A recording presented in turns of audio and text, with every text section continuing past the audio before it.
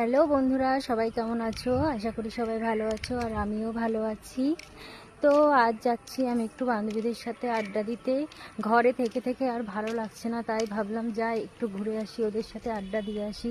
তো চলো দেখতে থাকো আমি কোথায় যাচ্ছি। তো দেখো আমি টোটোতে উঠে পড়েছি।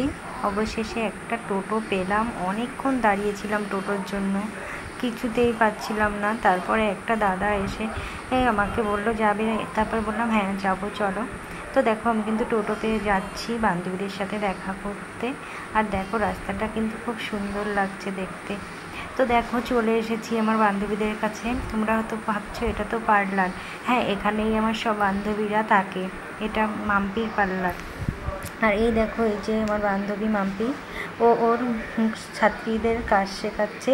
আর ও নিজে মেকআপ করে দেখো বসে আছে। তবে ওকে দেখতে কিন্তু খুব সুন্দর লাগছিল। তো এগুলো দেখতে পাচ্ছ, এগুলো সব ওর ছাত্রীরা। আর তারপর আমি কি করলাম, আমার চুলটা খুব খারাপ হয়ে গেছিলো, ওর জন্য বললাম আমাকে একটা স্পা করে দাও। তো ওর ছাত্রীরা আমাকে স্পা করছিল।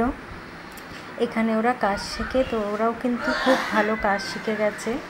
আর তারপর চলে গিয়েছিলাম আমি একটু বাজারের দিকে, কারণ ছেলে বলেছিল মা তুমি যখন বাড়ি আসবে আমার জন্য বিরিয়ানি নিয়ে আসবে। তো ওর জন্য আমি বিরিয়ানি আনতে চলে গেলাম।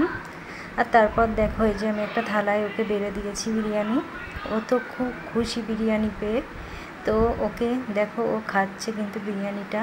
ওর হাসি দেখেই তোমরা বুঝতে পারছো যে ও কিন্তু খুব খুশি হয়েছে।